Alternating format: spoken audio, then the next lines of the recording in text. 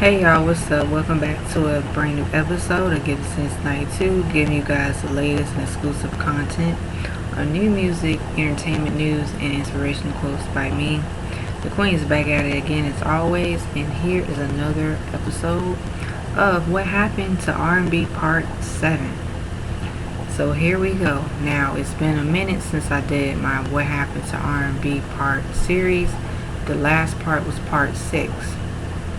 So go check that out.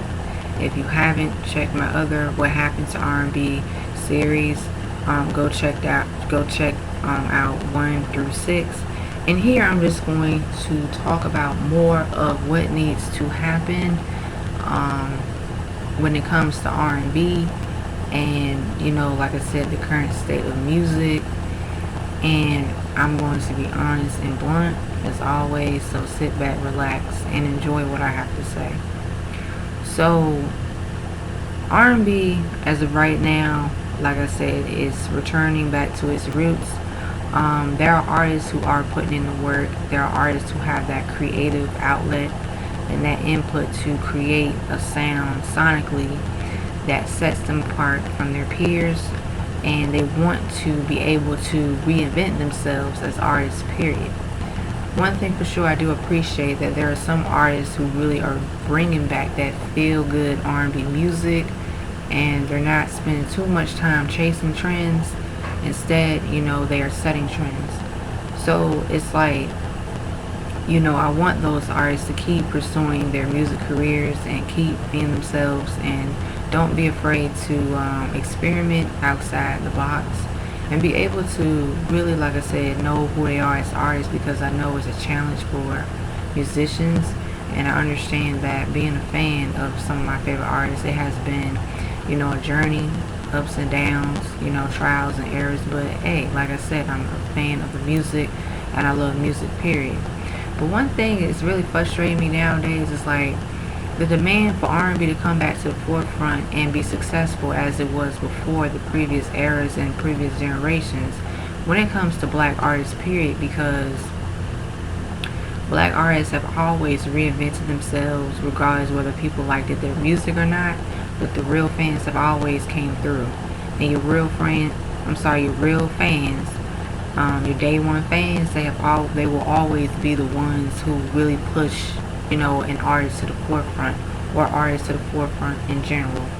And I feel like at this day and age, it's like this. We have to support these people. If we want to see them do well and thrive, we're going to have to buy the music.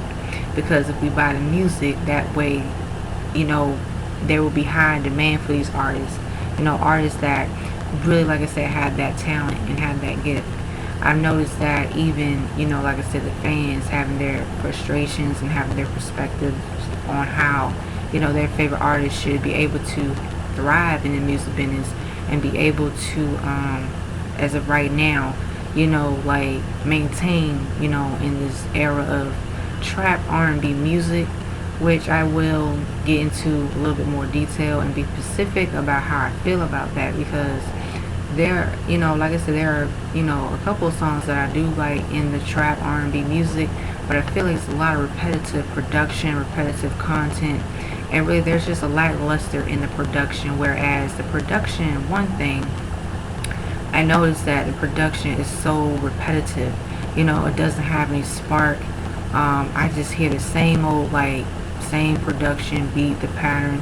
It doesn't switch up like the drum line, the beat, the bass. It's just the same thing over and over. And then the content, I've heard all before, same lyrical content, and then the lyrics, like I said,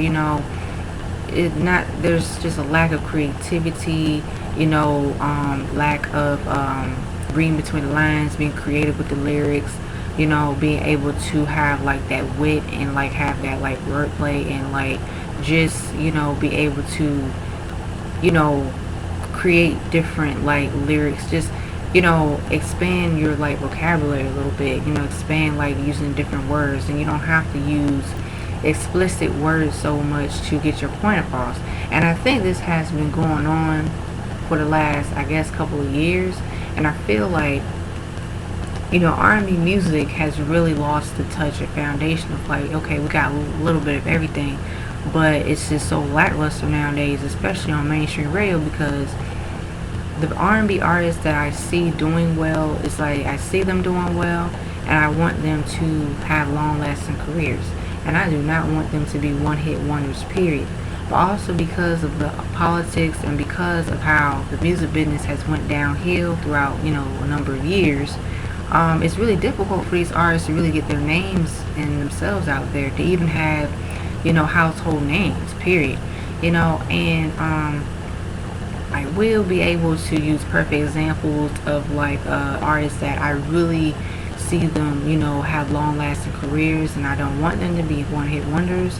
And, they are really trying to really make a name for themselves. They're really putting in the work, but it's like the connections. They don't really have the same connections as their other peers or other artists, and especially when they're independent, it's a whole nother ball game, because it's like, when you're an independent artist, really it's like you have more of that creative freedom and that creative control to make the music that you want to make. And artists have really been taking the initiative and taking control of their careers. Even the established artists that I grew up with, like, they had dealt with record labels, and they were on record labels, but throughout the years they have struggled to maintain their sound. They struggled to maintain their audience, their fan base. They went ups and downs in their music career, and it's like they were able to come back strong, and it's like a phoenix rises from the ashes kind of thing, which is great and a beautiful thing too, because I have stood by and supported my favorite artists since day one, and I never gave up on them, because I know how the music business can be challenging. And now, like I said, they have their own independent record labels, and they're also making moves, and they believe in their music, because they're able to say, what, I believe my music, I know the single that I want to put out with my music, and I know my real fans, and like I said, it's just up to me and having a solid team to promote my music. With that being said, I need for these R&B artists to have solid teams, period. Solid teams and solid management makes it's a what they call it, make it or break it. Yeah, it's like a make it or break it. It's a two-way street, because we have like these talented and gifted artists where they don't have the same resources, or they don't have like the management.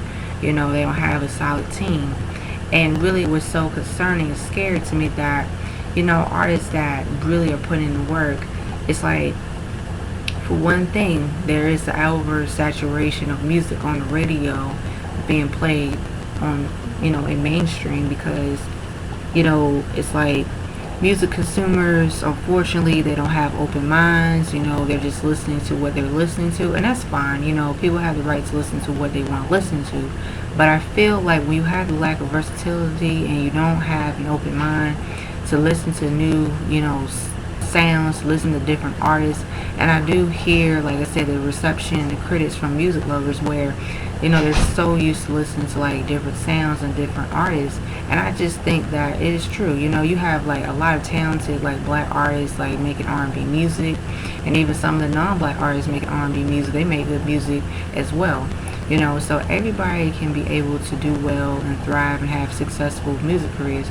But the thing is, when it comes to like people really not really supporting, such as not really like buying albums nowadays, like I said, you got the streaming service going on. I mean, it does help, but it can help more and benefit more if people just buy the music, buy a CD. If you buy anything else, you can buy a damn CD. Okay, I do it, but that's all I have to say on that. But okay, perfect example, because I did a video on June's Diary recently. Go check it out. It's hashtag JD Squad support June's Diary. So June's Diary, they won the Hollywood Unlocked, and June's Diary, I'm gonna tell y'all something. June's Diary are that girl group, period. Regardless if people don't believe in girl groups, that they don't believe that girl groups exist anymore for whatever reasons. But I think it's a bullshit, and I think it's just an excuse, because it's like, hell, if I can fucking hear and see damn autotune mumble rappers making it big as a group, and I'm not disrespecting any artists, I'm not trying to downplay, no, because listen, there are like rap groups, you know, like I said, rap duos and all that good stuff where they're really, you know, changing the game in music. So it's like people listening to like groups such as like, you know, we got like, let's see, the Migos, people like them, and then we got like the City Girls. Who else? What's that other group that I'm trying to remember? Like who's really popping right now? But what I'm saying is that, you know, why can't people get into an R&B girl group?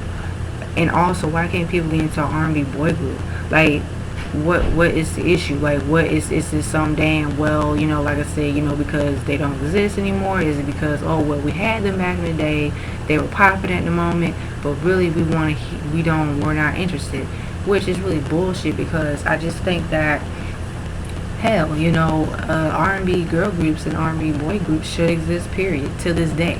You know, it doesn't make any damn sense where we got a talented girl group like June's Diary, who are talented, period, who can sing, period, who has stage presence, period, and really have what it takes to be the next girl group for themselves. June's Diary are the next June's Diary, whether people like it or not. And I just think that really it's like this. For June's Diary to be that talented and have that gift, and I saw how in the interview, they're very humble ladies, they're talented, they know what's up, they know the ins and outs of the music business, and they have expressed their disappointments where they have seen how, you know, it seemed like everything was going in the right direction, you know, because before they were signed to Epic Records, but unfortunately they got dropped. Like I said, you know, they had a budget, you know, they did have a big budget, you know, because they put out what, Lance, and they put out that record a couple years ago. They put out All of Us. They put out Wrap Around. They put out It's Alright. They put out their mixtape No Edition. They put out their EP All of Us. And recently they put out their EP with 2 songs, Take Your Time, I Ain't With It, and Stuntin'. So it's like in the interview they were asked and they had answered questions in regards to, you know, where they are now as a group, what are their plans now as a group and into the future as a group, what are they going to do, and what is their strategy to be able to maintain and stay afloat and survive in this day and age of music. And these ladies, they politely and humbly said, listen, you know, we went through some things, you know, some things we didn't see eye to eye with some other people, and also, like I said, you know, the question was brought up about how, you know, about Kelly Rowland, that situation. And I'm gonna tell you guys something, my last video, I'm not hating on Kelly Rowland, I'm not putting her down. She is a successful artist, period. But like I said, it is what it is, because you can't take it personal. The music business is the music business. And June's Diary, they just, you know, were honest, and, you know, it wasn't like they were disrespecting Kelly Rowland. And people were speculating for a long time that after June's Diary were dropped from Epic, and then Kelly Rowland decided to take matters into her own hands to, you know, like I said, take control of her music career. And she and June's Diary, they got together, and she told them, hey, listen, you know, I got other things planned, you know, I'm looking at, you know, another outlet, you know, there's some other opportunities for me, you know, like I said, I did everything that I could, you know, to even get a group together, pick a group together, find, you know, a girl group along with Frank Gaston. And she just told him, like I said, in a business way, hey, you know, don't take it personal, you know, but I'm moving on. Okay, cool, fine. This is not for me bashing, and as a fan, it is what it is. And from their perspective, you know, they was like, well, you know, we just felt we were abandoned. And yeah, they have every damn right. You know, especially if you depend on people to do what they're supposed to do, right? And this is just general, this is real life stuff, okay? But if you're depending on people to do their part, go, you know, and really say what they mean, go by what they mean in their actions. And if you don't see that, you're going to feel abandoned. You're going to feel disappointed. And it's okay. They had every right to feel how they feel, but they wasn't trying to hold grudges against her. It wasn't like, oh, they was trying to, you know, ruin her name. But people in the media, speculations are like, oh, well, you know, they got a beef with Kelly Rowland. No, they don't have a beef with Kelly Rowland. They even said Kelly Rowland from time to time, she checks on them. Hey, you know, what's up? How you guys are doing? And vice versa. So they've moved on from that. And Frank Gaston, he took it upon himself to take them under his wing and to mentor them encourage them and tell them to stay focused, stay disciplined, focus on their craft. And Frank Gasson, shout out to Frank Gasson, because I got a lot of respect for that brother, because listen, he pretty much is like the real deal, because he's worked with plenty of other girl groups before, June's Diary. So it's like you really have to just really look at things and take them in for, take them in a grain of salt, because with a grain of salt, because with them it's like, June's Diary are talented, they're humble and hardworking, but it's like that interview really moved me. And I'm like, like I said, they expressed how, like I said, they've seen how people didn't really, like I said, live up or follow through when it comes to working with them, trying to make music for them, trying to like fit their schedule, but they are still working, they're still, hustling, they're still making music. That's all that matters. The issue that I have is that I feel like they need another manager involved, because I just think that way, things will, take to another level. It would take to another notch, whereas another manager and few people involved, like business, wise, like promote their, music, market their music, get them to book shows, get them to book gigs, book stages, and then on top of that, overall, they need to make sure that they keep building their fan base. They need to make sure that they stay consistent with their music. And I would highly suggest that they do put out more music, and of course they will. But like I said, I would like to hear another EP or another mixtape before their debut album. I feel like that way people will still pay attention. They will still, catch more fans, new fans. If people haven't been into their music, that's fine. But, like I said, for those who, like I said, who are interested in, listen to their music, that's all that matters. But yeah, I just wanted to really throw that out there, because June's Diary needs to reinvent themselves as a group, period. And I don't want June's Diary to, waste or dim their talent and just make any kind of thing, any like mediocre music, just to, like say, hey, we're a girl group, we're just making music. I feel like they need to develop and craft a sound that works well for them, and they need to develop and craft a sound where it's like people know, oh snap, that's June's Diary. When they hear June's Diary record on the radio, they'll know, oh snap, that's June's Diary, because that's what brings back to R&B music being bland, being basic, being repetitive, don't have no like, repetition, it's a lot of repetition, it's a lot of, the music right now is lackluster. We need to have more variety of sounds. We need these artists to create a new sound, more sounds, so that they can be able to, really like just be able to have like a new sound for themselves, so that people won't be confused. Oh, this artist sounds like this. I mean, people will always be influenced by everybody else, but it's so important that as an artist, you really want to stand out. You really want to try to figure out, okay, how do I stand out? What makes me different from everybody else? What makes my music different from everyone else? What makes me as an artist stand out from everybody else? Period. So they're gonna have to really, like I said, figure it out and find a way to say, you know what, let's do this way creatively. Let's do this sound and do that sound, which I'm sure they are doing that. And it's not like they're not doing it, but I'm just saying, this is positive. This is constructive criticism. I'm not bashing on them. This is just my point of view, whether people agree or disagree. But it's like, like I said, nowadays a lot of these artists really like putting out good music. I mean, most of them are, and I even like other artists like her. She's putting out good music recently. Check out her new single Slide featuring YG. She's been doing her thing in music. I like her. Let me see, Ari Lennox, Shea Butter Baby. I need to do an album review on that, so I will do an album review on that, because I did, listen to her album. Her album is really good, period. Who else out I was listening to? Oh boy. Yeah, the list goes on. Ella May, I listened to her album. Who else I was listening to? Pretty much, yeah, etc., etc. But I feel like at this, day and age, it's like it's kind of like this.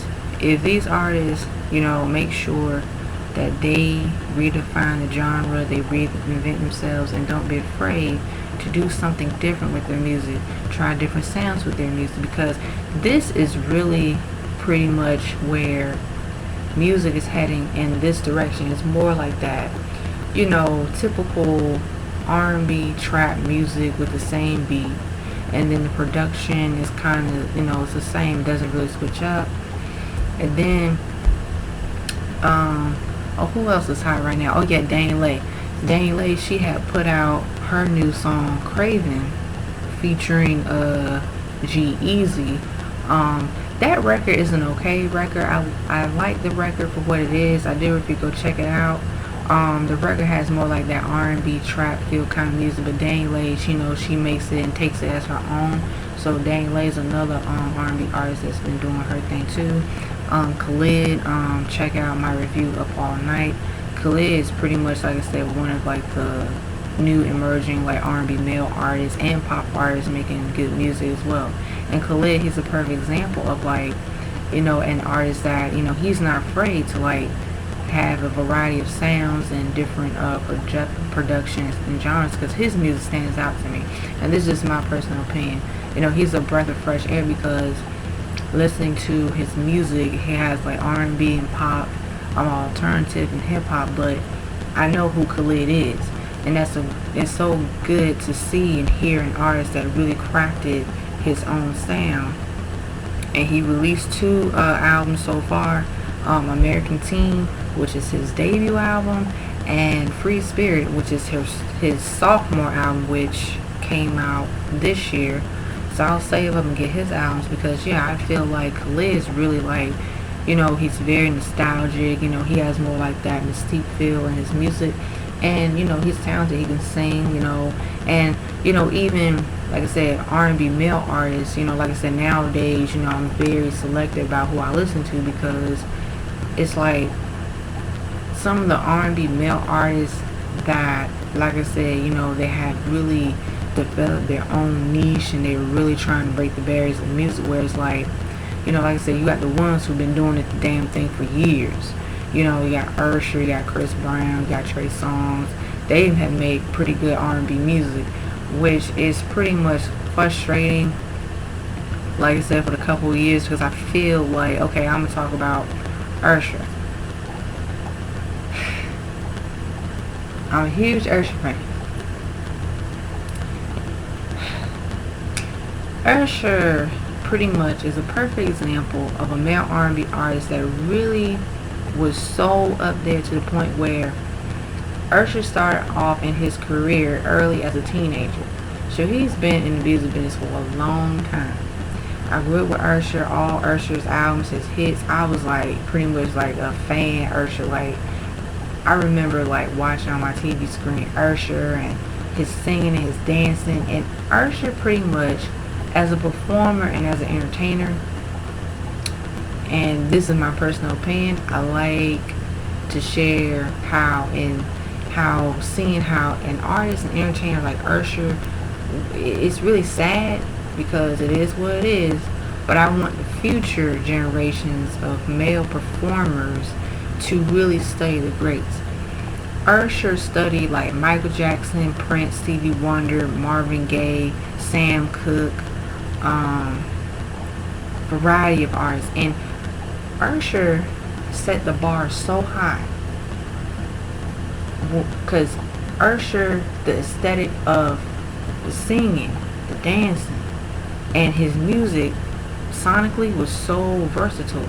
Now, yes, Usher has started off in R&B at a young age, but the more that Usher started, experimenting with his music as he got older, he became more like an R&B pop sensation as a black male artist, no different from Michael Jackson, No different from Prince, no different from like Stevie Wonder, no different from Marvin Gaye, but Usher had like that thrill and excitement. His that genuine talent, like that authentic. Usher pretty much is like, with him, there will never be another Usher, period.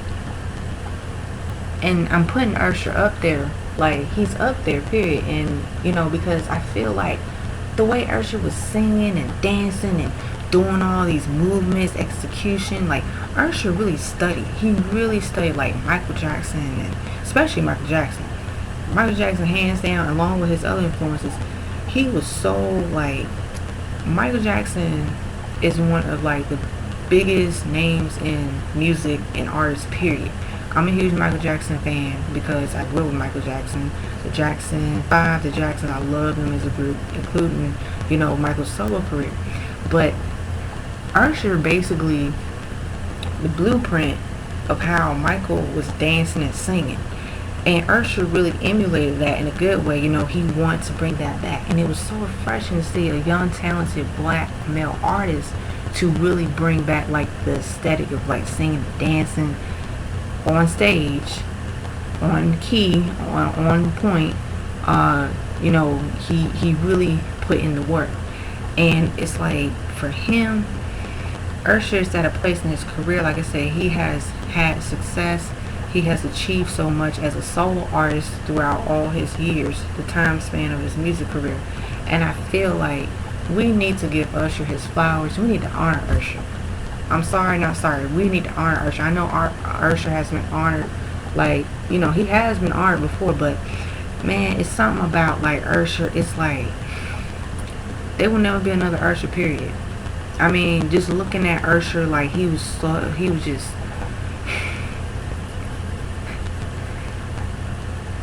I know Usher fans, I know when y'all see this video, y'all gonna be like, yep, because I just feel like the music and the appeal of like entertainment is just missing. But as Usher, just like any other, artist that had reached his peak, he reached his peak so high in musically, so freaking high, to the point where, of course, Usher also, when the music climate was changing, of course he moved in with the times. Of course he was getting older, but still he was able to maintain his, relevancy. He was still relevant. He was still making, good music. Also, Usher wasn't afraid to experiment with his sounds, and he also, not only did he did well in the R&B market, he did well in the pop market. One of my favorite Usher songs that was more pop would be "Oh My God." When Usher released that song, "Oh My God," I know the album called Usher versus Raymond. Yep, that's the album. That was like a couple years ago. Usher was still hot. Usher was like still big. He was still huge, even though Usher was gradually, like I said, on a decline. But I feel like Usher, I just think, because I remember Usher I was in high school when "Oh My God" came out. That was years ago, about what, almost 10 years ago? But Usher was still hot and popular. He was still popular because, "Oh My God," when you listen to that "Oh My God," dun dun dun dun dun dun dun dun dun dun dun dun, "Oh My God" featuring will.i.am. That song became one of Usher's other hit records because Usher was, like I said, techno and EDM was like thriving back in the day, a couple years ago, and Usher was like really like just going in for the kill. But he was always that type of artist. He wasn't afraid to push the barriers in music. His artistry was just one of a kind. So whatever genre he was doing, whether it was R&B and pop mixed together with like R&B and pop and alternative, Usher was able to still move in with the times of music.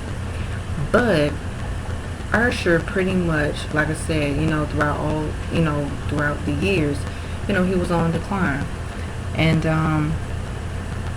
Usher just, it's really sad that Usher, to me, he, right now, he's like struggling right now. And hey, every artist has gone through their ups and downs. But a couple of years ago, I know he put out a new album. What was the name of the album? I can't even freaking forget. But I'll type the thing and I'll comment it down below. But Usher was, like I said, he was trying to really get back to like his signature sound. He still maintained signature sound, but he wasn't afraid to, experiment with sound and keep it with the generation. The up and coming generation, like with that trap and R&B. He has always experimented with this music, period. So I don't want no trouble be coming up talking about, well, Usher ain't never experimented with this music. No, he has always done that. This song, what was that popular song a couple years ago? No Limit. Now this motherfucking song, No Limit, came out about, I think, a couple years ago. I think the song came out 2016-ish. I was still in college. And this song became Usher's, other hit record too. So it became popular. So Usher pretty much was experimenting with R&B and trap, and he just meshed the two together. But I like that song, No Limit. He was still, like I said, being that Usher that we all grew up and loved. But at the same time, I feel like, Usher kind of, he did connect with his audience, like the Usher fans that grew up with him, like me, because I grew up with him. And then he was connected with the new audience that, even though they didn't grow up with Usher, which is, like I said, it's not a bad thing, but he was still trying to connect with them. And he was still trying to just maintain this his relevancy. He was trying to really like, okay, you know what, I'm gonna connect with a new audience and still give my old fans throughout all the years what they want to hear from me. So he was trying to still give the best of both worlds. And I like that even for him, he really was like, still, he still was going in for the hill. But I feel like after that, he kind of took a nosedive. And I think last year, he came out with this EP. Oh my gosh. This YouTuber, I cannot remember her name. But the direction Usher was going for, as a fan, she just wasn't feeling it. But I was cracking up. She was so hilarious. She was like, Usher. She was like, what the hell is this? Man, I was cracking up. And I was listening to like some of the songs by the snippets. And yeah, Usher just seemed like Usher just, it was good for him to like experiment with his music, and there's nothing wrong with that. But I think he just missed the mark. And now it's like, I don't want Usher to feel that it's good to connect with this new generation of music, because you do have to keep up with the times.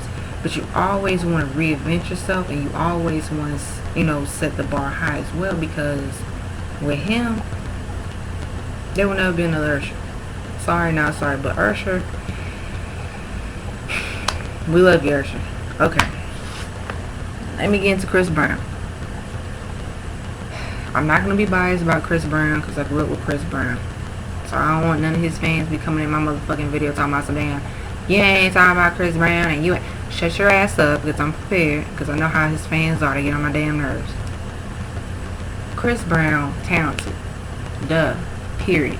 Chris Brown is another R&B male artist after Usher. He studied like Usher, Michael Jackson, Sam Cooke, and James Brown. Also along with Usher, they studied James Brown too. I grew up with Chris Brown. Chris Brown came out like in 2005-ish. I think I was in middle school. Yeah, I was in middle school when Chris Brown came out. So Chris Brown, he was new. He was fresh. He was he was energetic. I'm sorry. He was very like, he was like the guy next door, basically. And what I loved about Chris Brown back then, and I'm talking about him back then, and I'm going to be I'm going to try my best to be very not biased. I'm gonna be respectful because I know how his fans are, his stands are. But like I said, I don't give a damn. It's my opinion. You have the right to like my opinion or not. You have the right to agree or disagree. Okay. But anyway, Chris Brown. What I loved about Chris Brown when he came out, he was young. He was fresh. You know, he had a very good sonically ear of music. And what I loved about Chris Brown, what really made me like, really like, because I was a Chris Brown fan before, yes I was, okay? But Chris Brown back in the day, he was just so like full of life. You know, he was just like that energetic. You know, he was like just, it was like Chris Brown was pretty much like, you know, he became one of the new artists for his generation singing and dancing. What I love about Chris Brown is that he has always taken risks with his music. He has always reinvented himself. And Chris Brown's sound was very like authentic too. He had like the R&B, the pop, the hip hop. Oh my gosh, one of my favorite songs. Run It, Kiss Kiss, Give Me That.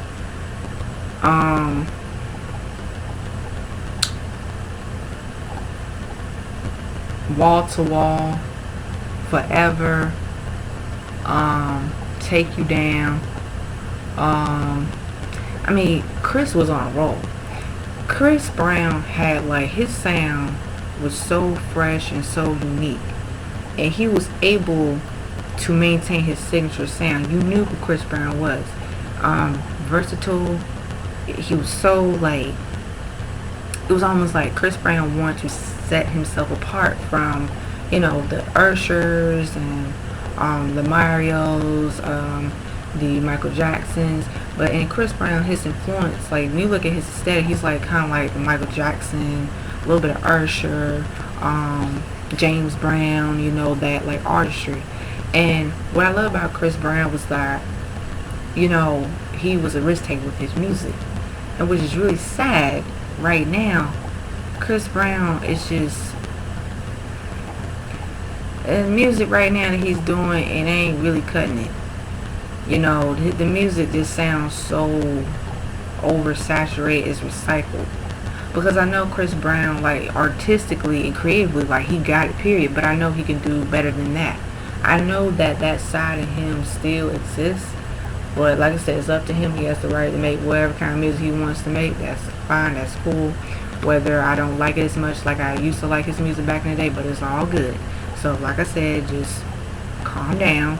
Like I said, just my opinion. But going back to how like Chris Brown was really pretty much able to cross the genres of R&B, pop, hip hop, you know, soul and rock, and really Chris Brown's music was like a chameleon, like that mystiqueness, and you couldn't really put him in a box, and you really couldn't put him in like just one setting of like his music. So it's like my favorite Chris Brown songs would be Kiss Kiss, Give Me That, Wall to Wall, Forever. It's a whole bunch of them. So I'm gonna pick the two Chris Brown songs that I really enjoyed. Well, I'll say four, because really I want to say Run It, I want to say Wall to Wall, I want to say Forever, and I want to say Kiss Kiss. So let's get to Run It. That song was playing everywhere. I remember when I was little. Yeah, man, on the floor. If you can't, let me know. If you see you can run it, run it. I was like, who is this dude? I was like, that sound. I mean, especially like a first single from your debut album. He really took another. I mean, he took his music to another level. You know, nowadays, like, you got like that breakout hit single, like that song from your first album, like the one that is an introduction to who you are as an artist. Run It is one of Chris Brown's classic songs. I don't care what nobody says, period. Because Run It was just like high energy R&B hip hop, you know, and it was more like a nostalgic. It's artsy. It was just so different. It was like it just was so like it was like out of nowhere in a good way. It was like everybody was playing that song 24/7. I remember it playing on the radio stations. I remember people just, going crazy over that song because that song was so different, unique. And Chris really, like I said, hands down, he is one of the best entertainers. He is one of the best entertainers of his generation. I gotta hand it to him, even though sometimes, but like I said, it's later on in the little video. But I can't take away from what he's done in music. Credit where it's due. He really stepped it up. He really set the bar high. And with that Run It song, it just made you want to dance. He was doing all the crumping, the dancing, incorporated into that. He was doing the backflips, and he was flipping and just doing cartwheels or whatever. But that was the Chris Brown that, to me, the excitement of music, to enjoy the music. He was so into it, like the passion, and not caring about people putting him in a box. And then Kiss Kiss featuring T-Pain.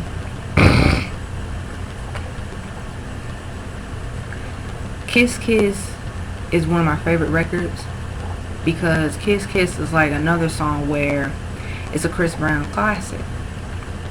And the way how the bridge, the chorus, she want that love you, love you, love you, love you, kiss, kiss, kiss, da, da, da, da, da, da, da. And even like he put like his country kind of like that twang and swag, like because he's from Tappahannock, Virginia, so he was like that swag, that classic, that appeal. That dude really was on a roll. And that song Kiss Kiss was so like that urban feel, the sonically the sound was like more R&B and hip hop, that more like that grit, that bass, and the production, the instrumentation. You can actually hear the instrumentation where Chris Brown's voice was very like falsetto, his voice was husky, the way how he was singing. Chris Brown, and I'm gonna get to my little constructive criticism. Chris Brown had a beautiful voice. Chris Brown has back then Chris Brown was able to sing. Chris Brown was able to sing live, period. He was able to sing live and dance live at the same freaking time. And Chris Brown was really pretty much like the way how he was singing and dancing. It was like he pretty much like set himself apart from like Usher. And him and Usher, they are like neck and neck because really they started off young in their careers. And I love that Chris Brown was just able to just say, you know what, this is what I'm going to do with my music. I know what sound brings to the table, the direction. So it was like to see Chris Brown really come to his own as an artist, and he had showmanship. Chris Brown had showmanship, just like Usher. He had showmanship. He had discipline. He was able to like get into like his own flavor and get into his own swag and have his own, thing. And when Gimme That came out,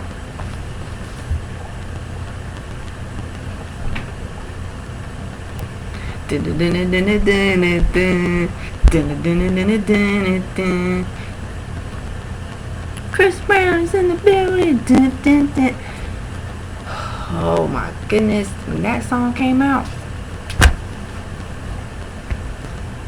that's like, this dude got something. I said that dude is freaking like, he's on a roll. Like, he is really creative. He's very like, he brings something different to the table. And then that song was featuring Lil Wayne, big hit record. It was like hit after hit after hit. He was able to just, not just, his music was so versatile to the point where it was like, okay, well, Chris Brown can basically do any kind of music. He can do R&B, he can do pop, he can do hip hop, he can do alternative. And then when he came out with Forever, that's another song. That was when Chris Brown was able to you know, do pop music, and that song sonically was like pop and retro, and it was more alternative, and that song is one of my favorite songs from Chris Brown. And Chris Brown pretty much like he took pop to another level, so he became another black artist that was able to cross over with a mixture of genres, and he was able to like get into like his creative zone. And that song is one of my favorite Chris Brown songs as well. And I'm going to get to Wall to Wall. Wall to Wall is one of these. Wall to Wall. That was in his sophomore album. It's called Exclusive. I still have that album in my CD collection. And with Wall to Wall, that record, it was more R&B, it was more hip hop. It had a lot of that it was so different. And I think that song, the production, it was like more R&B, it was more alternative, and the way in the video, Chris Brown's visuals was on point. Chris Brown's visuals, when he was a vampire and he had the vampires dancing, and he was like, okay, me and my dancers, we're gonna get on the dance floor. And that record is one of my favorite records of mine, because I think that it's like it was almost like Chris Brown pretty much was like one of the hottest like R&B male artists period coming into the game. And so really it's like that Wall to Wall record, it was just like something different, mystique, that feeling of like I think that song has more like a R&B hip hop, but I like how the instrumentation, the way how the chorus was like dun, dun, dun, dun, dun, dun, dun, and I don't know who the hell he was working with. I don't have to go back to the producers, but I like that that song was just like out of the world. I mean, it's another Chris Brown classic, and any Chris Brown fans, any more classic songs that he has made over the years, because I know Take You Down's another one. Take You Down's one of like his sexy songs, like that R&B, that groove, and all that good stuff. And I love that Take You Down was more like soul R&B, kind of gave me more a little bit like the 90s sound of R&B, and then it kind of gave me a little bit of like the 80s R&B. So he really, Chris Brown was on.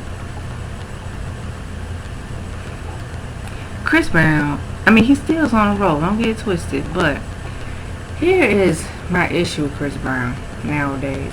Well, I don't have okay, let me just be, I'm going to say this. Chris Brown is still able to keep up with the times. He is always reinventing himself. He has always pushed the envelope of music. But the issue with Chris Brown is like, he be putting out a whole bunch of damn songs, especially on one damn album. I think one album he put out like 30 something songs.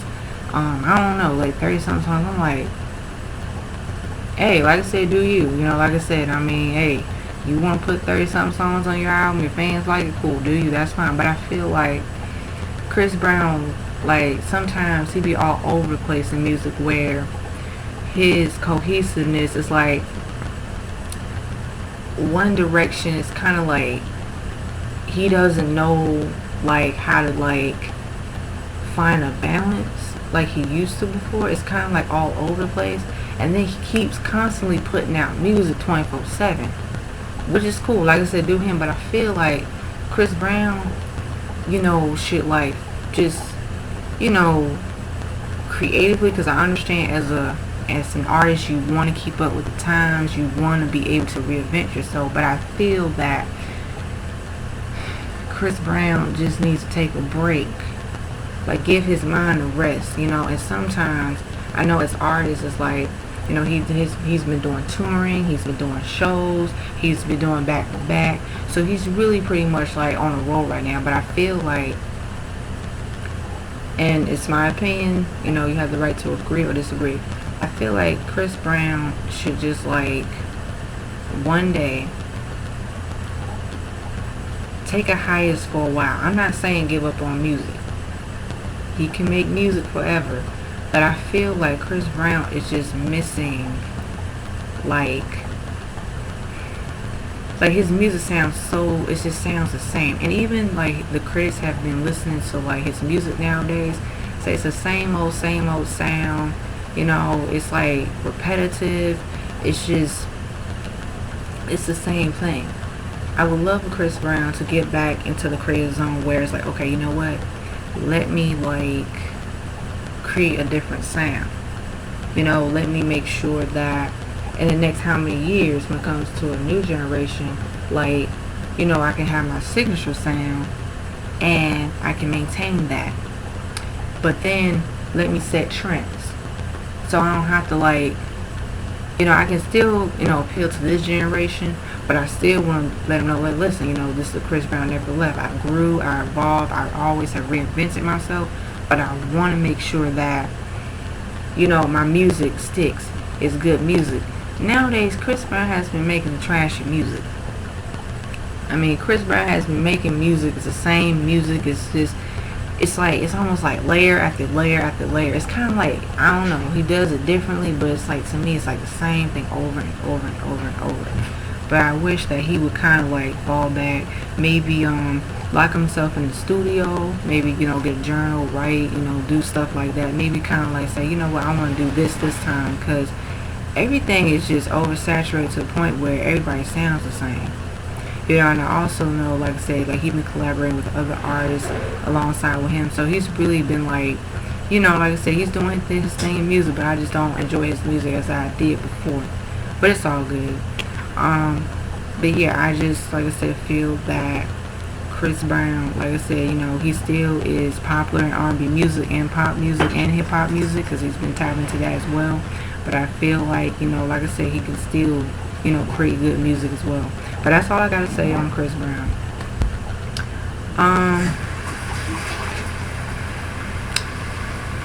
Trey Songz, I haven't been listening to Trey Songz music as much because he's another artist like has all that talent, you know, and stuff like that. It's just the same old repetitive sound.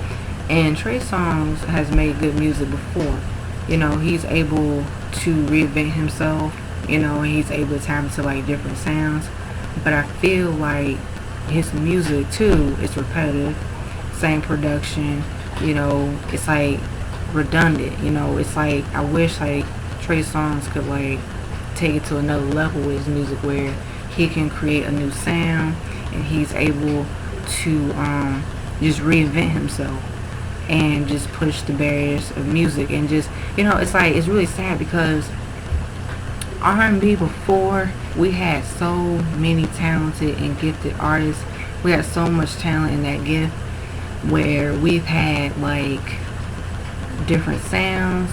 We just had like a variety of music, and artists were not afraid to like, you know, do something creative, think outside the box, whether people like it or not. And this is a tweet that I saw from a fan of Normani Cordae, which I'm really excited for Normani Cordae. And I think that Normani Cordae is one of these up and coming new female black artists where she's really talented, you know, she has the look, she has the talent, the music matches up. But I read something on Twitter today, and then this fan of Normani was venting about her sister had an opinion on Normani and said that Normani makes white girl music. And then the fan was like pissed off, and she was like, I had to educate my sister and I almost want to slap her and all of that, you know, because, and then when it was like, oh, well, it's just because Normani is a black artist, oh, we should support her. No, it's just, see, the thing is, that thing about white girl music and white music, I think it's so sad that some of the black music consumers, they have this thing where because black artists don't just do, it's almost like the narrative where it's kind of like the stigma, not the narrative, but the stigma where, well, black artists should make just only R&B and hip hop music, and we should support them just only doing R&B and hip hop music. And if they experiment with their sound, they're making white music. They make jokes about, oh, it's white music, oh, this is like pop music, oh, it's this and that. And I'm like, black artists throughout years have done R&B music, pop music, alternative music, neo music, soul music, country music, jazz music, funk music, everything, period. Every goddamn thing. But it's like, we need to stop putting our black artists in a box where it's like, you have to make this kind of music for us to support you. I'm like, no. What's wrong with being creative? What's wrong with having different sounds? What's wrong with making sure that, these black artists of ours that have that gift and talent, make sure that they redefine sound and the culture? I'll give you another artist that really, like I said, I love and I grew up with, Brandy. I would say Brandy, Janet Jackson, Toni Braxton, Whitney Houston. Oh, I'm going to talk about Whitney too. Mariah Carey. Those artists back in the 90s, they were able to redefine music. They wasn't afraid to explore different sounds, especially during the time of the crossover market where like black artists were able to do R&B and pop music, but infuse those sounds together and make it as their own. Let me talk about Whitney Houston first. Whitney Houston, rest her soul, rest in peace. Nippy, she's an icon, she's a legend. She will always be one of the black artists that changed the face of music. Whitney Houston was marketed as like a pop artist, and she had a lot of flack from the black music consumers that it was like, oh, well, Whitney Houston, oh, well, she ain't making the kind of music we want her to make, she's just making that pop, white kind of music. And she was like saying to herself, like, why can't I make the music that, feels good to me? Why can't I make the music regardless of what genre, as long as it's good music? Y'all don't have to support, but that's the music that I want to make. And, excuse me. And I feel like Whitney is a perfect example of how she pushed the barriers of music along with her peers, because Whitney was able to make pop music and R&B music and put it together, and it really was so good, and it had like that sass and that spark and flair and flavor. And it's like Whitney Houston pretty much paved the way for artists like Brandy. She also, like Mariah Carey and everybody else. But see, that's the thing. Whitney Houston really like changed the face of music, whereas, her music was more eclectic. It was like that chameleon like feel. It was like you heard sonically different sounds and you couldn't put her in the box. That's when, like I said, Brandy, the Vocal Bible, one of my favorite R&B artists, period. And I promote B Rocka, period. But Brandy was so inspired by Whitney Houston. She was inspired by like Whitney, her voice. See, Whitney's voice along with her music was like magic. I miss the days of where artists' voice and their music hand in hand was magic. Because when you listen to an artist that had that much authentic and that charisma and appeal, it's like you really get to hear and feel the essence of the soul. And also I would say like Luther Vandross, he's another artist, Stevie Wonder, Marvin Gaye, Rick James, Prince, Michael Jackson, the list goes on, because we have had, also in Prince, those kind of artists where their music matches up to their voice, their, artistry.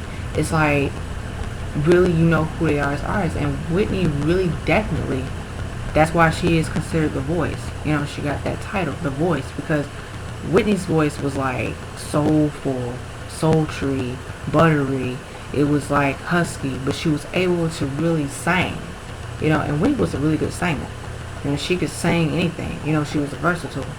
She was doing like pop music, she was doing hip hop music, like alternative music. So really, Whitney, like I said, unfortunately, like I said, she had to leave, but Whitney really, really paved the way for a lot of these like singers that we hear nowadays.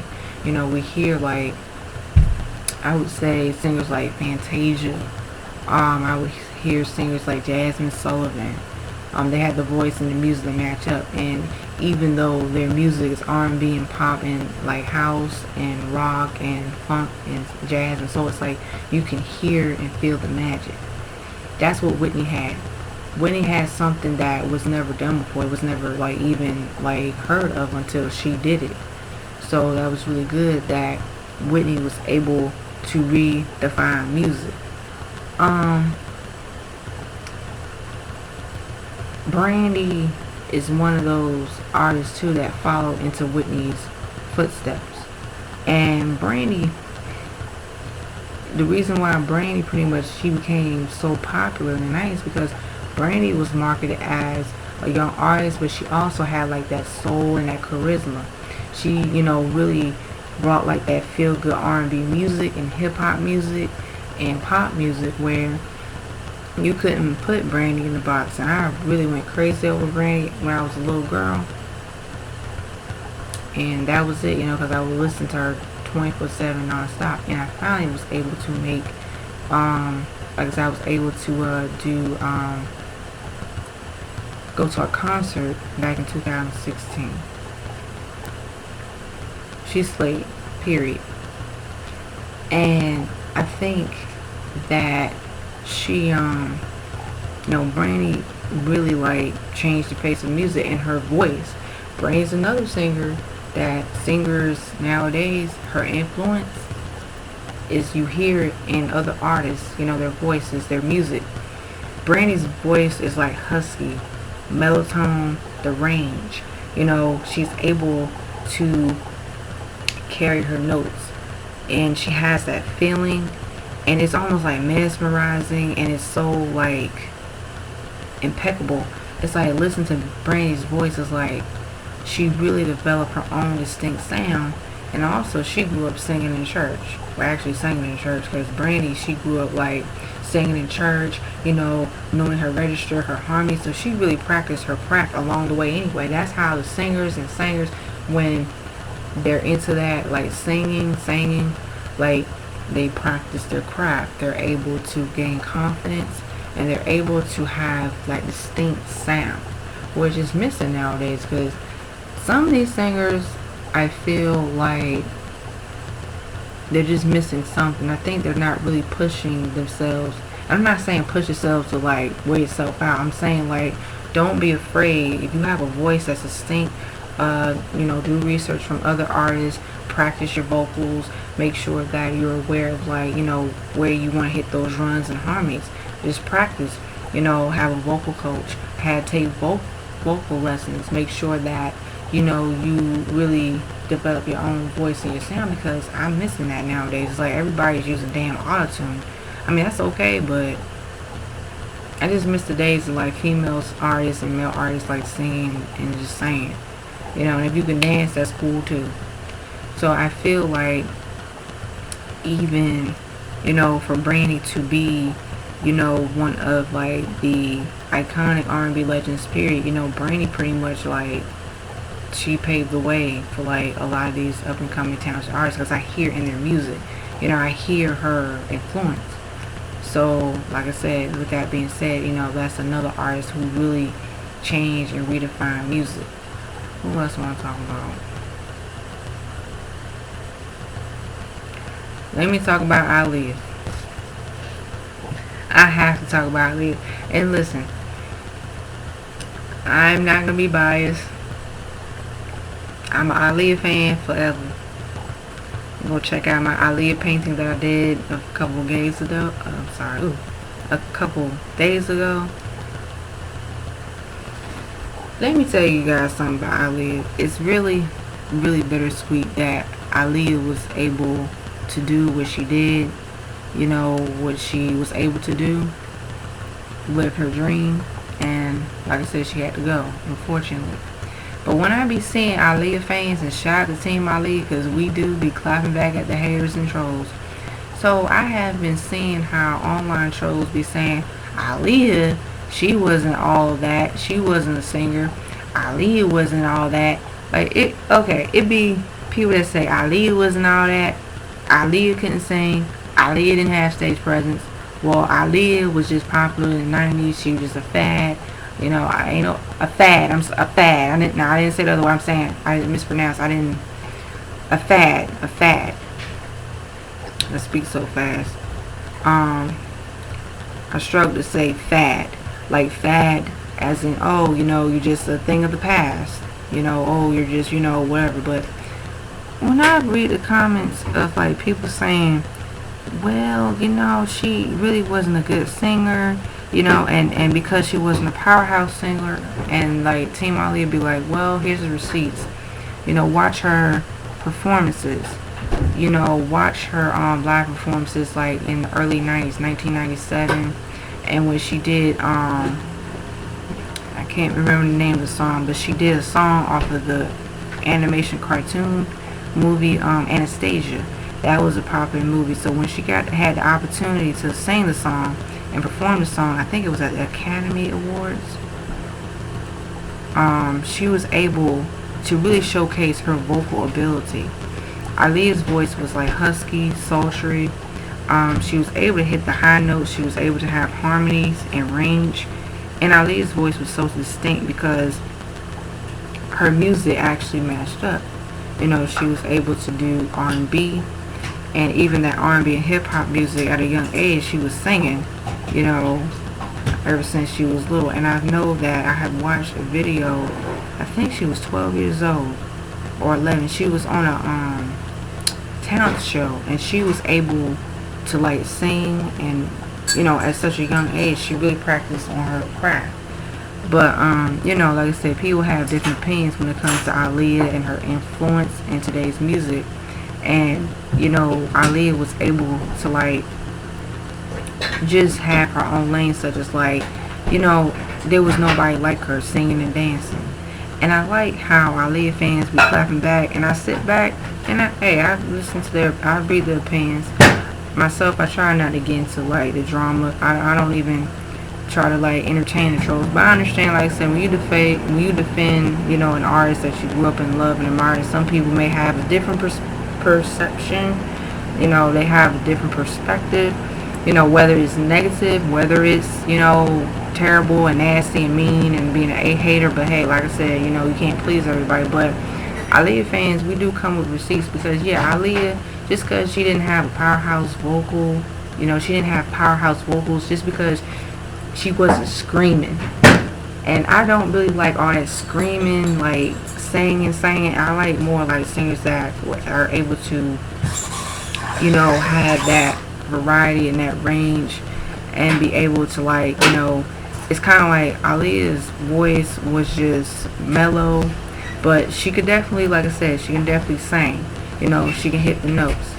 And I also do hear the influence like from other artists, and you know, their artistry, like listening to their music. You know, listening to how, you know, they've always have said Aaliyah was able, you know, to develop and craft her own sound.